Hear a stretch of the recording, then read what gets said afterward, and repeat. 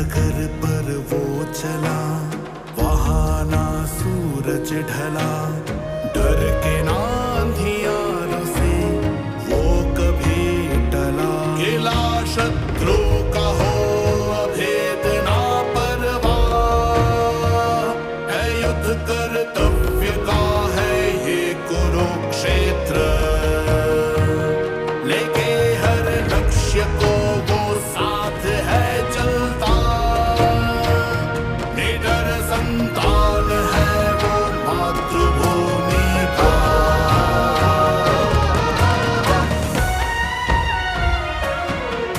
इस देश की उत्थान की वो नींव रखता हर डगर, इतिहास हाँ इतिहास वो इतिहास रचता हर पहर। इस देश की उत्थान की वो नींव रखता हर डगर, इतिहास हाँ इतिहास वो इतिहास रचता हर पहर। नरेंद्र भाई, ये नाम एक भरोसे का है, एक उम्मीद का है और एक गारंटी का भी है। 2014 के लोकसभा चुनाव में भारतीय जनता पार्टी को ऐतिहासिक जीत इसी नाम पर मिली। 2019 के चुनाव में भी इसी नाम का जादू चला। यही नहीं, बीते 10 सालों में जितने भी विधानसभा चुनाव हुए, बीजेपी की जीत के लिए यही नाम सबसे बड़ा फैक्टर साबित हुआ। नरेंद्र मोदी जीत की गारंटी बन गए। लेकिन क्यों? यह सवाल हमें उस तारीख पर लेकर जाता है जब नरेंद्र मोदी ने पहली बार प्रधानमंत्री पद की शपथ ली और इसके बाद शुरू हुई नरेंद्र मोदी की वो यात्रा जिसने भारत के इतिहास में बदलाव और बड़े फैसलों का नया अध्याय शुरू कर दिया। मैं नरेंद्र दामोदर दास मोदी चुनौती नहीं है, जिम्मेदारी बड़ी है।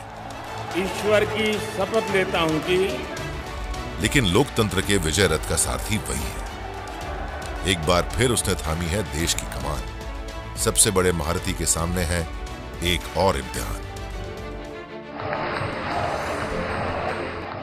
नए संकल्प, एक नए लक्ष्य के साथ प्रधानमंत्री नरेंद्र मोदी के तीसरे कार्यकाल का आगाज हो चुका है और अब दुनिया भर की नजरें इस बात पर टिकी हैं कि पीएम मोदी की तीसरी पारी कैसी होगी। वो गठबंधन की सरकार का संतुलन कैसे साधेंगे, वो क्या बड़े फैसले लेंगे। तीसरे कार्यकाल में देश बड़े फैसलों का एक नया अध्याय लिखेगा और ये मोदी की गारंटी है। वादा विकसित भारत का है, इरादा भारत को विश्व गुरु बनाने का है और इस उम्मीद की कसौटी पर इसे परखा जाना है, वो प्रधानमंत्री मोदी है। जो 10 वर्ष हमने काम किया है वो तो ट्रेलर है और वो मेरा चुनावी वाक्य नहीं था, ये मेरा कमिटमेंट है। हमें और तेजी से और विस्तार से और तेज गति से देश के आकांक्षाओं को पूर्ण करने में रत्ती भर भी विलंब नहीं करना है। पार्टी की रणनीति हो या सरकार की जिम्मेदारी, विपक्ष के हमले हो या फिर बड़े निर्णायक फैसले, नरेंद्र मोदी चौतरफा दबाव में काम करना जानते हैं। 10 साल का मेरा अनुभव है, जो तय किया उसको हम करके रहे। इन 10 वर्षों में जिन लोगों ने पीएम मोदी के मार्गदर्शन में काम किया, जो उनके अहम फैसलों में शामिल रहे, उनके आदेशों को अंजाम पहुंचाया, उन सभी ने प्रधानमंत्री मोदी के जज्बे को, काम के जुनून को, उनके व्यक्तित्व को करीब से देखा और समझा। तो कई बार उनसे मिलने का अवसर मिला, सुनते रहते हैं, पर समझने की कई एफर्ट लेते हैं। प्रधानमंत्री जी जब पूरी ब्रीफिंग वगैरह हो जाती थी तो वो हमेशा मुझे कोई न कोई एक किस्सा सुनाते थे। जब भी honourable prime minister arm forces personal के साथ मिलते हैं तो जो उनकी जो कनेक्ट होती है वो बिल्कुल दिल से होती है। ग्रेटेस्ट लिजनर है, ऑब्जर्व करता है। एक दशक में पीएम मोदी ने सरकार और सिस्टम के काम के तरीके को बदला, उनकी सोच बदली और यही वजह है कि बीते दशक में मोदी कई साहसिक और ऐतिहासिक फैसले लेने में कामयाब रहे।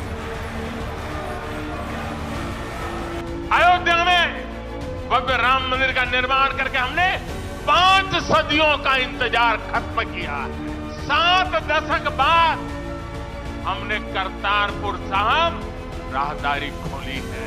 7 दशक के इंतजार बाद देश को आर्टिकल 370 से मुक्ति मिली है। लगभग 6 दशक बाद राजपथ कर्तव्य पथ के नए स्वरूप में सामने आया। 3 दशक बाद आखिरकार लोकसभा और विधानसभा में महिलाओं को आरक्षण मिला। 3 तलाक की बुराई के लिए विरुद्ध कड़ा कानून बनाने का साहस भी हमने दिखाया। दशकों से नए संसद भवन की जरूरत महसूस हो रही है, उसे हमने ही पूरा किया। हमने नेशनल वॉर मेमोरियल का निर्माण किया। सरदार पटेल को समर्पित स्टैच्यू ऑफ यूनिटी हमारे कार्यकाल में, और 21 जून को संयुक्त राष्ट्र इंटरनेशनल योगा डे भी हमारी ही सरकार के प्रयासों से घोषित। जिसके बारे में किसी ने सोचा नहीं, जो बरसों से हुआ नहीं, वो मोदी सरकार ने कर दिखाया। और बड़ी बात यह कि हर फैसले को तय वक्त और तारीख पर अंजाम दिया गया, खासकर ऐसे मौकों पर जब देश की सुरक्षा को दुश्मनों से चुनौती मिली। भारत ने दशकों तक आतंकवाद और दहशतगर्दी का जख्म झेला। देश की इस पीड़ा को नरेंद्र मोदी जानते थे। यह आक्रोश उस वक्त और भड़क उठा जब मोदी जी के प्रधानमंत्री बनने के 2 साल बाद ही पाकिस्तानी आतंकियों ने उरी में बड़ा हमला कर दिया। हमले में कई जवान शहीद हो गए, लेकिन पाकिस्तान को शायद इस बात का एहसास नहीं था कि वक्त बदल चुका है। भारत दुश्मन के हमले पर चुप नहीं बैठता। उरी में सेना के शिविर पर जैश ए मोहम्मद के हमले से देश गुस्से में था।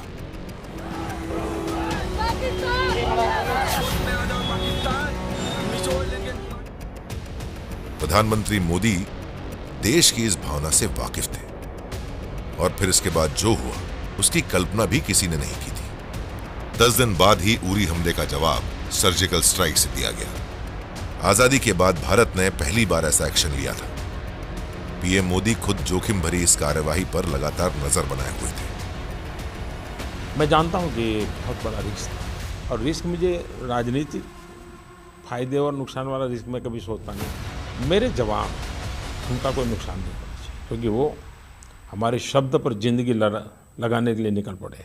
तो उसके लिए जो कुछ भी साधनों की ज़रूरत थी, उसको भी कुछ साधन भी जुटाए गए ताकि कोई तकलीफ ना हो। तो ट्रेनिंग बड़े स्पेशल तरीके से की गई, और वो भी सीक्रेसी मेंटेन करने, तो स्पेशल ट्रेनिंग की गई।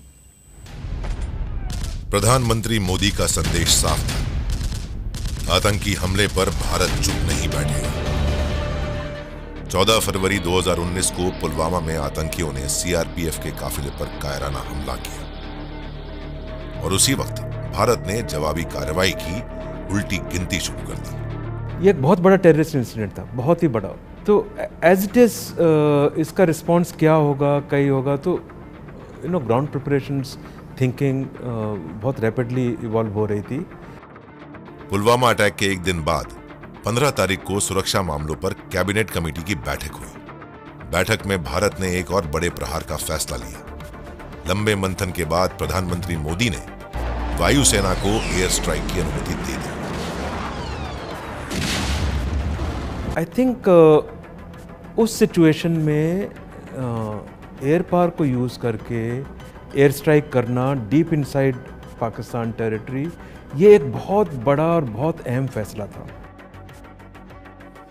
ब्लूप्रिंट तैयार हुआ, और तय यह हुआ कि अब बालाकोट में मौजूद जैश ए मोहम्मद के ठिकानों को निशाना बनाया जाएगा।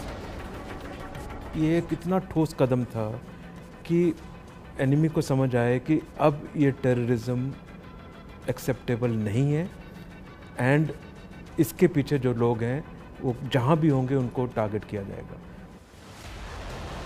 उस रोज कश्मीर से लेकर पीओके तक का इलाका अचानक मिराज 2000 जेट की दहाड़ से थर्रा उठा।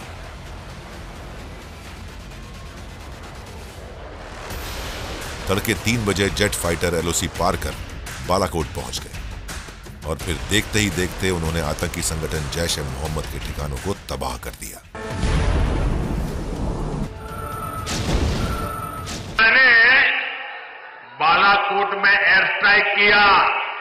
चोरी छुपे के नहीं किया, एयर स्ट्राइक कर करके प्रेस कॉन्फ्रेंस करके बताया कि आज हमने ऐसा ऐसा किया है और दुश्मन का इतना इतना नुकसान किया है।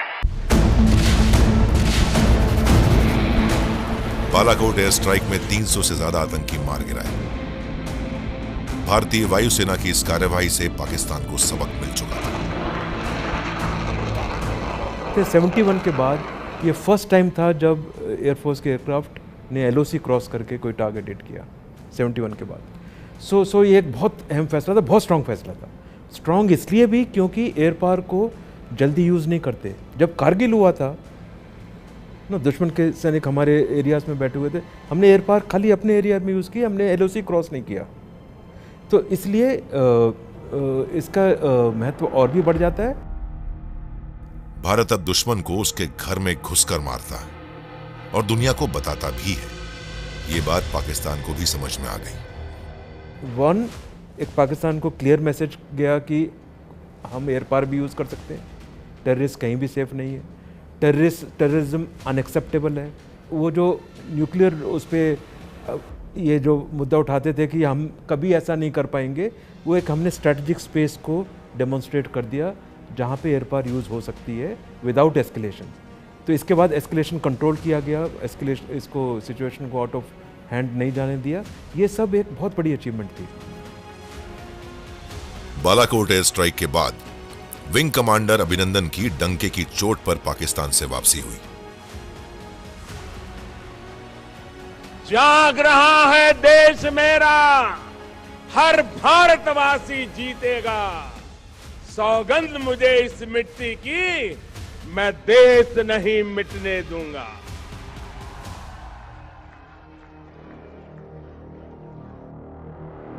भारतीय सेना के हर बड़े ऑपरेशन के पीछे पीएम मोदी की मजबूत इच्छा शक्ति रही। यही वजह है कि गलवान में भारतीय सेना ने चीन को करारा जवाब देने में देर नहीं की। वक्त रहते चीनी सेना को खदेड़ दिया गया। लाइन ऑफ एक्शन तो सबसे पहले यही था कि हम इस तरीके से हम ताकत दिखाएं कि पीएलए और चीन और कोई हरकत करने से पीछे हटे। जितना हो गया था गलवान में वो ठीक है, लेकिन उस किस्म के और किस्से ना हो और जगह पे वो हमें बैकफुट पर जाने पर मजबूर ना करें। पूर्व सेना प्रमुख मनोज नरवणे प्रधानमंत्री मोदी की कई बैठकों में शामिल रहे हैं। मोदी सैन्य मामलों में कितनी गहरी समझ रखते हैं, इस बात को नरवणे ने बेहद करीब से देखा और समझा है। जब पूरी ब्रीफिंग वगैरह हो जाती थी तो वो हमेशा मुझे कोई ना कोई एक किस्सा सुनाते थे अपने ज़िंदगी का या कुछ का। और फिर जब मैं वापस आता था तो मैं सोचता था कि इस किस्से क्यों सुनाया, और इससे कोई सबक तो नहीं वो मुझे देना चाह रहे हैं इस तरीके से। सेना स्वदेशी हथियारों के दम पर आगे बढ़े, भारत रक्षा क्षेत्र में आत्मनिर्भर बने। मोदी सरकार ने इस बात पर खास जोर दिया। वो एक बार उन्होंने ये कहा कि जब वो चीफ मिनिस्टर थे तो गुजरात में पतंग का इंडस्ट्री तो है ही, काइट इंडस्ट्री। वो कह रहे थे कि उसका कागज़ कहीं बनता था, उसका गोंद कहीं से और आता था, उसका जो बांस होता है वो कहीं तीसरे जगह से। तो उन्होंने ये सोचा कि क्यों ना सारे चीज़ एक ही जगह बने। और फिर आके मैं सोच रहा था कि कहीं ये तो नहीं कि हमारे भी चीज़ें जो बन रहे हैं, गाड़ियाँ बनते हैं तो टायर कहीं से आ रहे हैं, इंजन कहीं से आ रहे हैं। तो मेरे ख्याल वो एक जड़ होगी डिफेंस कॉरिडोर्स की, कि सारे इंडस्ट्री एक ही जगह में हो आसपास, जिससे कि प्रोडक्टिविटी बढ़ सकती है।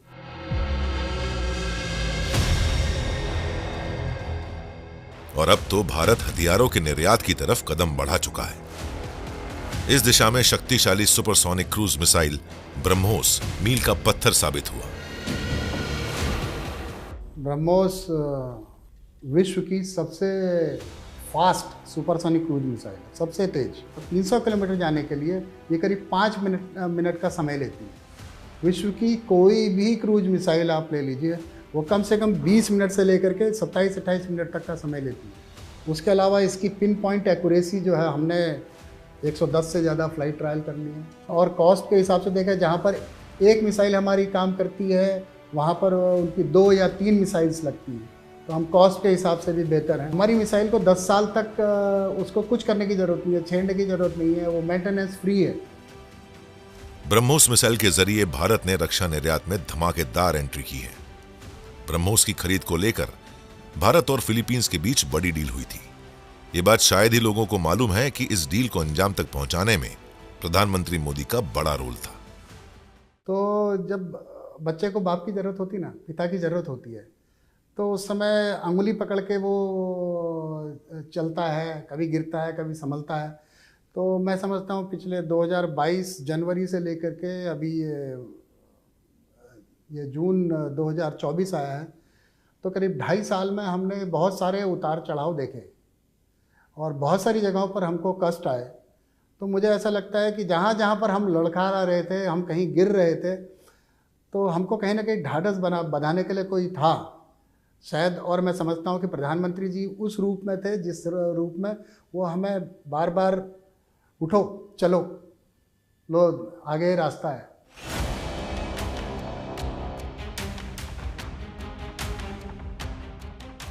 ब्रह्मोस की तरह राफेल भी भारतीय सेना के लिए गेम चेंजर साबित हुआ। पीएम मोदी ने वक्त की जरूरत को समझा और राफेल की डील को हरी झंडी दी। इंडियन गवर्नमेंट की विजिट थी, प्राइम मिनिस्टर मोदी की विजिट फ्रांस में थी, और ये ओपनिंग हुई कि गवर्नमेंट टू गवर्नमेंट एग्रीमेंट में 2 स्क्वाड्रंस को सीधा फ्लाईवे कंडीशन में लेने का नेगोशिएशन का जो डिसीजन हुआ, वो एक बहुत अगेन स्ट्रॉन्ग डिसीजन था, बहुत टाइमली डिसीजन था, एंड इंडियन एयरफोर्स के लिए तो बहुत ही ज़्यादा क्रिटिकल डिसीजन था। फिर ये गवर्नमेंट टू गवर्नमेंट जो नेगोशिएशन हुआ वो सक्सेसफुल हुआ। उसमें मुझे इसलिए पता है क्योंकि मैं उस टीम का लीडर था, एंड वो finally Rafale became a reality. 2 squadron Indian air force में इंडक्ट हुए। आप इसकी इम्पोर्टेंस ऐसे समझ सकते हैं कि अगर हमारे पास राफेल होता तो जब बालाकोट के बाद जब पाकिस्तान एयरफोर्स के एयरक्राफ्ट जब अटैक कर रहे थे, जब कॉम्बैट हुआ, जब अभिनंदन को इजेक्ट करना पड़ा, अगर हमारे पास राफेल होता है तो ये नौबत नहीं आती कि उस कॉम्बैट इस जोन में जाता कि हमारा किसी एयरक्राफ्ट को किसी को इजेक्ट करना पड़ता, क्योंकि हमारी मिसाइल की क्षमता उनसे ज़्यादा अच्छी होती और वो एयरक्राफ्ट हमारे पास नहीं आ सकते। ये बिल्कुल क्लियरली समझने की ज़रूरत है। ये इतना स्ट्रॉन्ग उसका इम्पैक्ट था इंडियन एयरफोर्स में।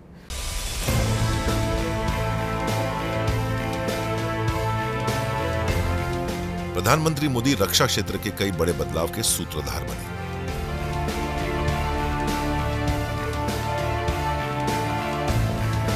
यदि लक्ष्य दुरंत है, यात्राएं दिगंत है, समंदर और चुनौतियां अनंत है, तो भारत का उत्तर है विक्रांत। सबसे बड़ी बात यह है कि उन्होंने देश की रक्षा में जुटे जवान और अफसरों से एक नाता कायम किया है। दिन मेरे को अच्छी तरह याद है अभी भी कि मेरी माताजी, मेरी धर्मपत्नी और मेरा बेटा मेरे साथ गए थे, और हम लोग चाय पी रहे थे और एकदम से प्राइम मिनिस्टर जी आए और हमसे हाथ मिलाया, मुबारकबाद दी, और फिर हमारी माताजी की तरफ देखा और पूछा कि माताजी, उनको पहले प्रणाम किया और फिर बोले कि माताजी कहाँ रहती हैं, और उन्होंने तकरीबन 2 मिनट समय बिताया, पूछा कैसी हैं, आपकी हेल्थ कैसी है। तो वो तो बहुत ही लेसन इन लीडरशिप था, ह्यूमननेस था, काइंडनेस, कि किस तरह से एक आम आदमी के साथ जुड़ना। और अभी भी हमारी माताजी उस बात को भूल नहीं पाई हैं। पीएम मोदी के आत्मनिर्भर भारत मंत्र को भारतीय नौसेना ने भी अपनाया है। ये पीएम मोदी का ही एक विजन है कि इंडियन नेवी की धमक पूरी दुनिया में सुनाई दे रही है। I am the Indian Navy. भारतीय नौसेना आत्मनिर्भरता को पूरी तरह से एक अपना गुरु मंत्र मानती है, specially after the clarion call given by honourable prime minister. इस पे हम और ज़्यादा जुड़ गए हैं और आज अगर मैं आपको बताऊं कि हमारे 66 वॉरशिप्स बिग एंड स्मॉल अगर अंडर कंस्ट्रक्शन है, उसमें 64 भारतीय शिपयार्ड में बन रहे हों, चाहे वो प्राइवेट हो, चाहे वो DPSU शिपयार्ड्स हों। देश के दुश्मनों के दिल में डर हो, ये जरूरी है। नरेंद्र मोदी के साहसिक और ऐतिहासिक फैसलों से चीन और पाकिस्तान के दिल में यह डर बैठ चुका है, क्योंकि भारत ने धरती और आसमान में ही नहीं बल्कि अंतरिक्ष में भी उन्हें सबक सिखाने की तैयारी कर ली है। साल 2017 की बात है। दिल्ली में डिफेंस से जुड़ी एक अति गोपनीय बैठक हुई। इस बैठक में प्रधानमंत्री नरेंद्र मोदी, राष्ट्रीय सुरक्षा सलाहकार अजीत डोभाल के अलावा सिर्फ एक शख्स मौजूद थे, DRDO के प्रमुख GS रेड्डी। ये तीनों एक बेहद ही संवेदनशील ऑपरेशन पर बात करने जुटे थे। भारत को एंटी सैटेलाइट मिसाइल का परीक्षण करना था, जिसे नाम दिया गया मिशन शक्ति। तो स्पेस का क्षेत्र में डिफेंस के लिए कुछ करने तो ये एक महत्वपूर्ण मिशन होगा बोल के सोच के एक एंटी सैटेलाइट टेस्ट करेंगे बोल के सोचा था। इसी के बारे में हमको बुलाया था और मैं और national security adviser Ajit Doval ji PM साहब को प्रेजेंटेशन दिया था टेक्निकलिटीज़ के ऊपर। एंटी सैटेलाइट मिसाइल के जरिए अंतरिक्ष में किसी भी देश के सैटेलाइट को ध्वस्त किया जा सकता है।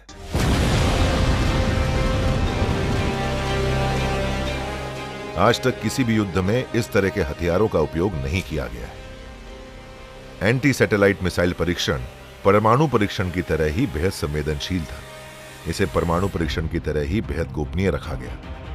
प्रधानमंत्री खुद GS रेड्डी से एंटी सैटेलाइट मिसाइल से जुड़ी हर जानकारी ले रहे थे। PM साहब बहुत शार्प है।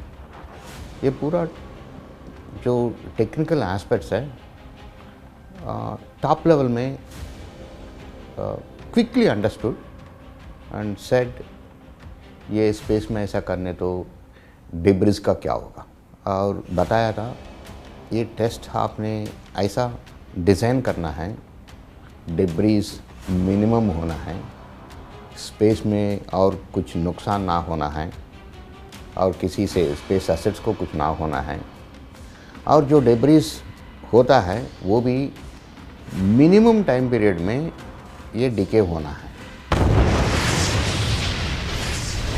सब कुछ योजना के मुताबिक हुआ। 27 मार्च 2019 को सिर्फ 3 मिनट में एंटी सैटेलाइट परीक्षण को अंजाम दिया गया।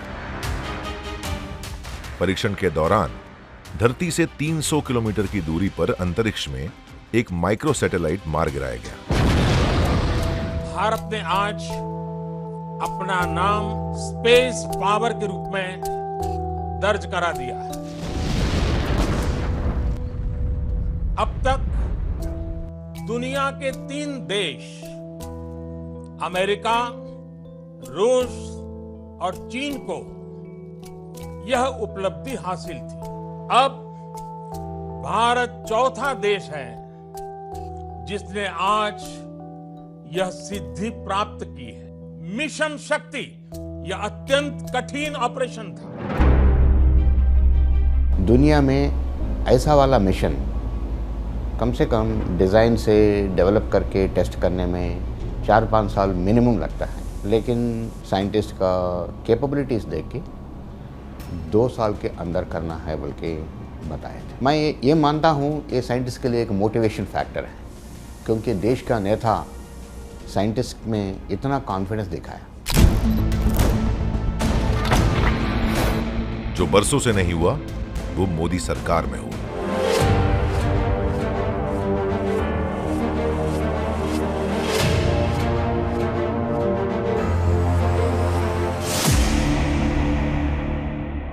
बीते 10 वर्षों में देश के कई बड़े प्रोजेक्ट्स, बड़े मिशन इसलिए कामयाब हो पाए क्योंकि उनके पीछे PM मोदी थे, उनकी संकल्प शक्ति थी।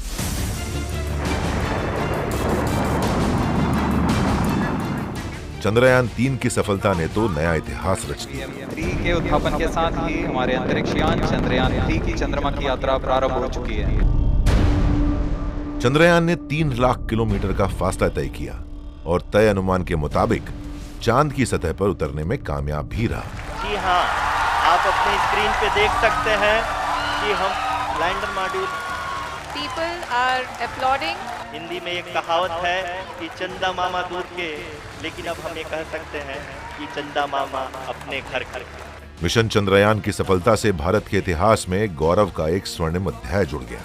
We have achieved soft landing on the moon. India is on the moon. ISRO chairman Somnath के लिए ये बड़ी बात थी कि इस प्रोजेक्ट को लेकर पीएम मोदी लगातार उनका हौसला बढ़ाते रहे। हमने धरती पर संकल्प लिया और चांद पर उसे साकार किया।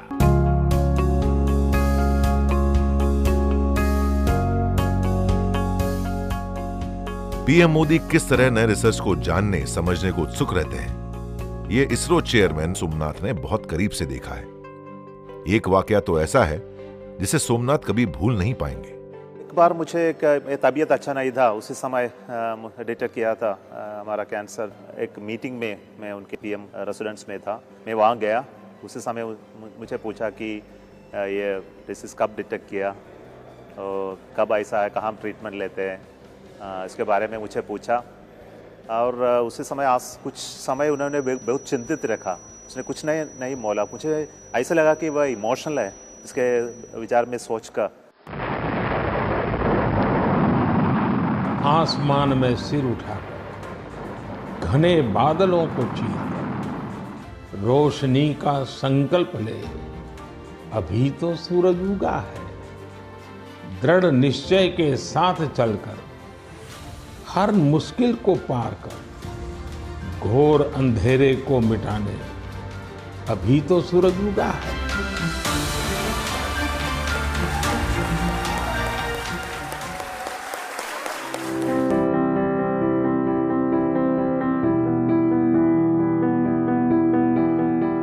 उम्मीदों का सूरज कश्मीर में भी उगा। कश्मीर को आर्टिकल 370 से आजाद करना एक बड़ी चुनौती थी। ये वही कश्मीर है जिसकी जमीन पर तिरंगा लहराने के लिए मोदी एकता यात्रा के सारथी बने थे। कश्मीर से आतंकवाद और आर्टिकल 370 का खात्मा दशकों से एक बड़ा मुद्दा रहा, लेकिन नरेंद्र मोदी ने इसे अंजाम तक पहुंचाया। कश्मीर आर्टिकल 370 से मुक्त हुआ तो बदलाव की नई शुरुआत हुई।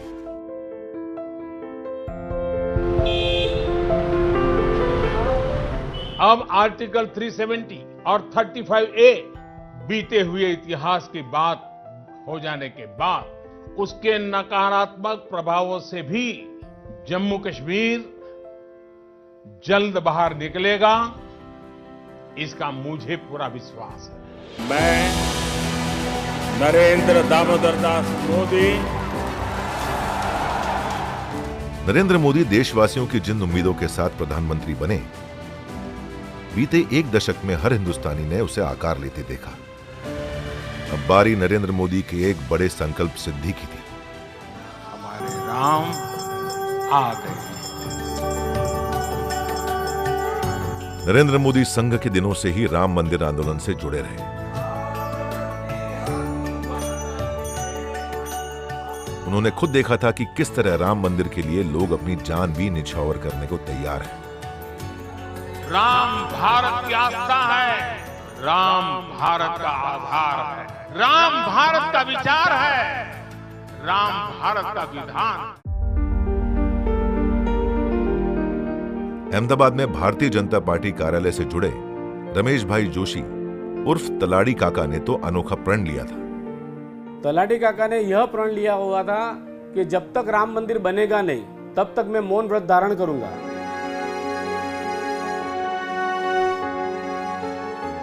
तलाड़ी काका का मौन व्रत जीते जी टूट नहीं पाया। राम मंदिर बनने से पहले ही उनका निधन हो गया। तलाड़ी साहब के निधन के बाद नरेंद्र भाई और मेरे आदरणीय काकू भाई साहब यहाँ आए थे।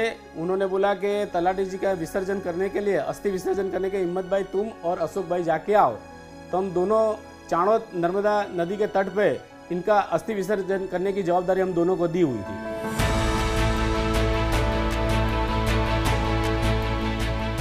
अयोध्या में राम मंदिर निर्माण की रूपरेखा कैसी हो, इसे किस तरह बेहतर बनाया जाए, इस बारे में नरेंद्र मोदी लगातार खबर लेते रहे। यही नहीं, उन्होंने मंदिर निर्माण समिति को महत्वपूर्ण सुझाव भी दिए। उन्होंने कहा कि यदि रामनवमी के दिन ऐसी व्यवस्था हो कि सूर्य की किरणें शिखर से आकर भगवान रामलला को 12 बजे उनके माथे पर आकर गिरें तो अच्छा लगे। हमारी वैज्ञानिक जो लेबोरेटरीज हैं, संस्थाएं हैं, उनसे अनुरोध किया गया, वो इस कार्य में जुटी। उन्होंने इसका एक समाधान भी निकाला, मॉडल भी क्रिएट किया।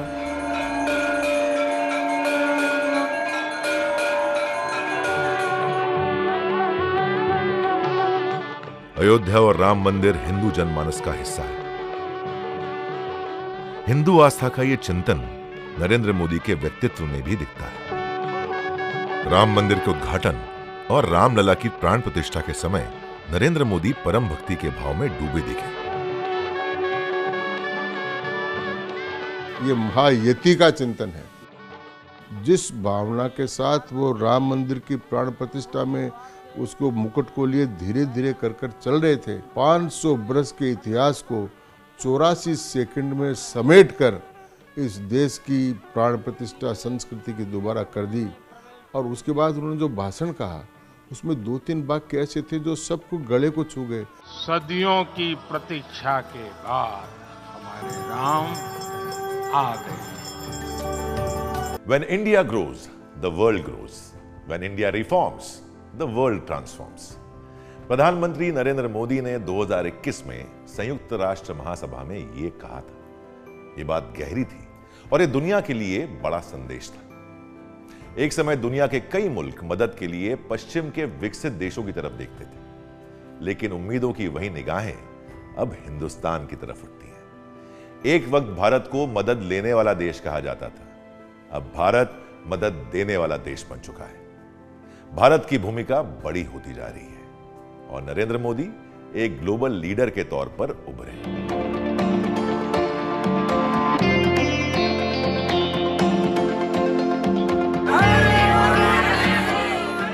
दुनिया के नक्शे पर आज भारत एक बड़ी ताकत है। ऐसा भारत जो सहयोग और समर्थन की बुनियाद पर दोस्ती के हाथ बढ़ाता है, जो दुश्मनों के लिए दंड और सख्ती का रास्ता अपनाता है। भारत की विदेश नीति को नई धार मिली है, तो इसका श्रेय प्रधानमंत्री मोदी को ही जाता है। मोदी दुनिया की हर घटना पर खुद पैनी नजर रखते हैं और बात जब किसी बड़े फैसले से जुड़ी हो तो वो आधी रात को भी विदेश मंत्री को कॉल करने से नहीं चूकते। My phone rang and this time it was the Prime Minister. Okay. And I mean, obviously he assumed I would recognize him rightly. And so his first question was, Jage ho? I said, हाँ sir, like, you know, I mean, it's 12:30, what else could I be doing other than being awake? Because in his life that is probably natural. He said, अच्छा, TV देख रहे हो? I said, हाँ sir, TV देख रहे हो। तो क्या हो रहा है वहाँ? So because he assumed that's exactly what I'd be doing. I said, नहीं सर, वो अभी अटैक चल रहा है। ये प्रधानमंत्री मोदी का ही विजन था कि भारत ने एक तरफ अमेरिका से रिश्ते बेहतर किए और दूसरी ओर रूस से अपना पुराना नाता जोड़े रखा। बीते 10 साल में मिडिल ईस्ट के इस्लामी देशों के साथ भी भारत का संबंध गहरा हुआ।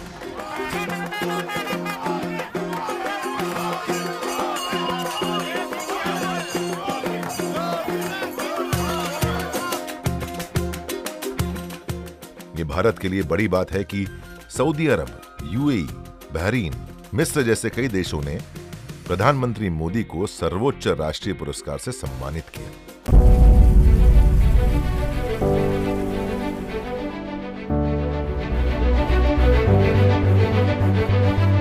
आज G20 के प्रेसिडेंट के तौर पर भारत पूरी दुनिया का आह्वान करता है कि हम मिलकर सबसे पहले इस ग्लोबल ट्रस्ट डेफिसिट को एक विश्वास, एक भरोसे में बदले। प्रधानमंत्री ग्लोबल लीडर के तौर पर उभरे हैं। वो दुनिया के लोकप्रिय नेताओं में से एक हैं। G20 सम्मेलन में विश्व की बड़ी हस्तियों के बीच मोदी का मैजिक साफ दिखाई दे रहा था। सबका साथ की भावना से ही भारत ने प्रस्ताव रखा था कि अफ्रीकन यूनियन को G20 की स्थायी सदस्यता दी जाए।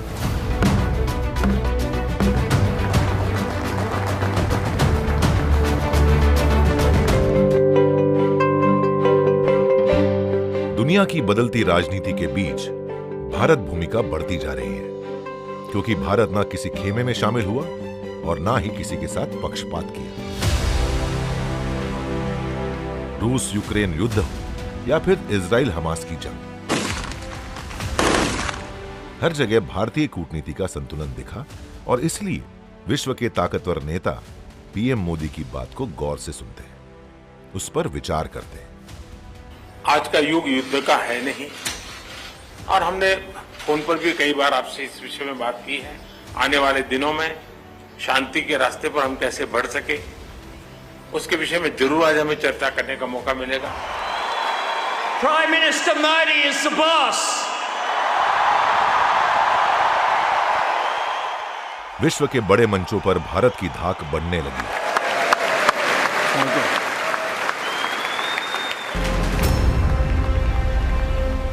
तो इसकी एक बड़ी वजह है देश की मजबूत होती अर्थव्यवस्था।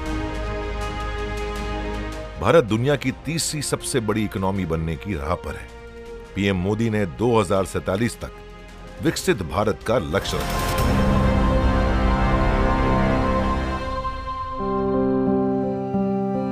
कोविड महामारी के समय जब कई देश बेबस असहाय नजर आ रहे थे, ऐसे कठिन वक्त में प्रधानमंत्री मोदी ने करोड़ों हिंदुस्तानियों को उनकी शक्ति का एहसास कराया। भारत एक बड़ी अग्नि परीक्षा में सफल रहा। संजीव कुमार जोशी उन दिनों डीआरडीओ में थे। कोविड के दौरान पीएम मोदी ने डीआरडीओ को बड़ी जिम्मेदारी दी थी। जब वो मीटिंग्स लेते थे, कौन सा वेंटिलेटर के लिए कौन सा पार्ट, शुरुआत में तो हम लोग बाहर से, यूरोप से या कई कंट्रीज से हम उसके पार्ट्स भी मंगाते थे। तो उस समय कौन सी एम्बेसी से संपर्क करना है, क्या करना है, पहली मीटिंग के बाद दूसरी मीटिंग में उनको याद रहता था कि ये अच्छा, ये इस एम्बेसी से आपने संपर्क किया, क्या हुआ, तो उनको हर अपडेट याद रहता था।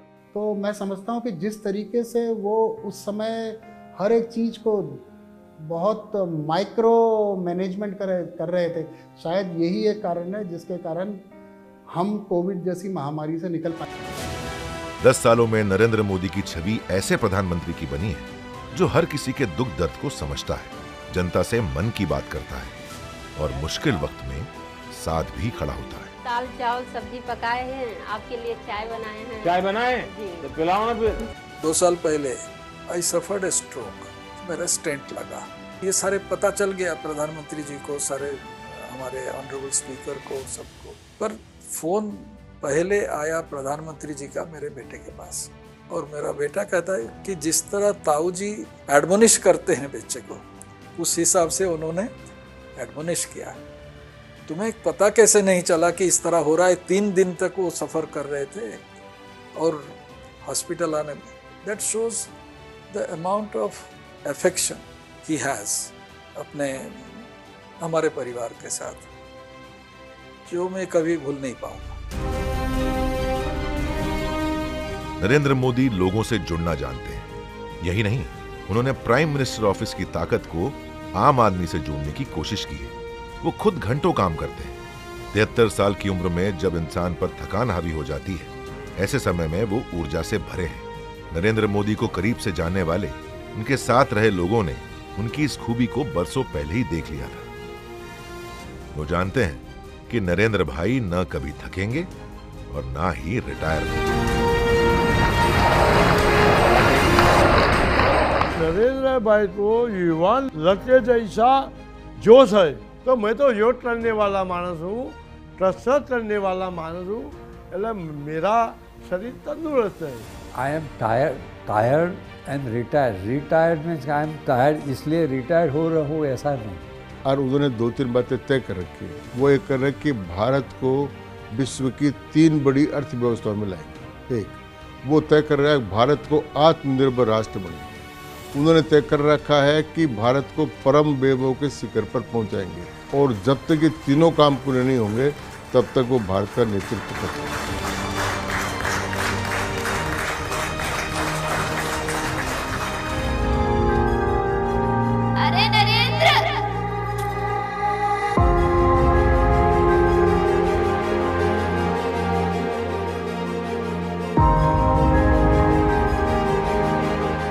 वडनगर के गांव से दिल्ली तक, संघ से लेकर भारतीय जनता पार्टी तक, आम कार्यकर्ता से लेकर प्रधानमंत्री पद तक नरेंद्र मोदी ने एक लंबी यात्रा तय की है। ये यात्रा अभी जारी है क्योंकि नरेंद्र भाई ना अभी थके हैं ना रुके हैं।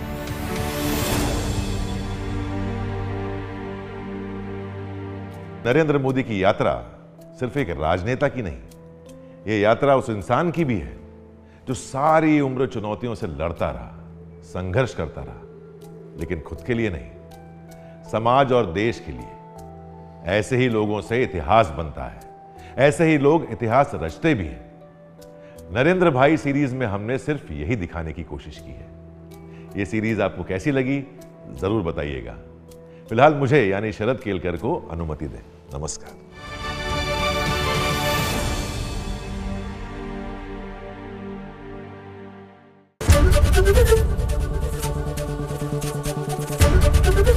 एबीपी न्यूज आपको रखे आगे।